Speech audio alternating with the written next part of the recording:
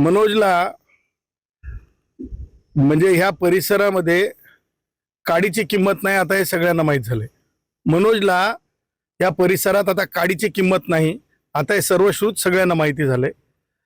हे नवीन उद्योग आहे का? मला हे म्हणायचं आहे की आमचे मित्र उदय आल्याच्या नंतर जरंगेची भेट होते आणि त्याच्यानंतर हे उपद्व्याप हे उद्योग जरंगे उद्योग सुरू झालाय का? जरंगे कोण आहे? जरंगे का एखाद्या राजकीय पक्षाचा काय प्रवक्ता आहे का?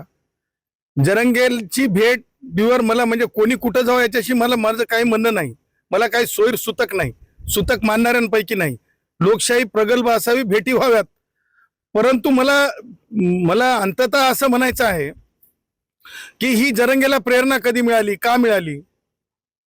जरंगेला खाजवणार कोण आहेत?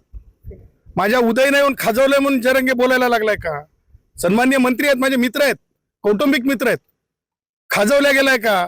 आणि मला हे म्हणायचं आहे की प्रत्येकानं जरंगे असेल किंवा कोणी असेल आपल्या अवकातीत बोललं पाहिजे, आपल्या अवकातीत बोललं पाहिजे, अवकात सोडून बोललं नाही पाहिजे। आणि त्यामुळं जरंगे सारख्या पाणी कम चाय विचारानं महाराष्ट्रात काही फरक पडत नसते। महाराष्ट्रानं असे लय जरंगे पाहिलेत। जरंगे काही सार्वजनिकरित्या हिताची गोष्ट करत नाही। काही मराठा युवक मला फोन करून सांगतात की सदावर्ते सर तुमची भूमिका बरोबर होती। आज जरंगेनं तुम्हाला सांगतो, एक जुनी म्हण आहे की बाबा जातीत की मातीत, जरंगेनं सगळ्यांची माती करून टाकलेली आहे। कारण विद्यार्थ्यांना समजत नाही की त्यांनी कोणतं प्रमाणपत्र घ्यावं।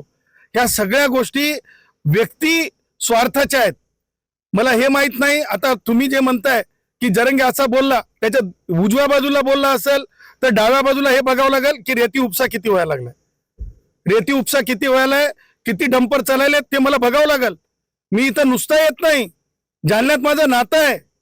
मी माझे म्हणजे ज्यांना आम्ही गुरु मानतो त्या गुरुचं आमचं इथं नातं आहे।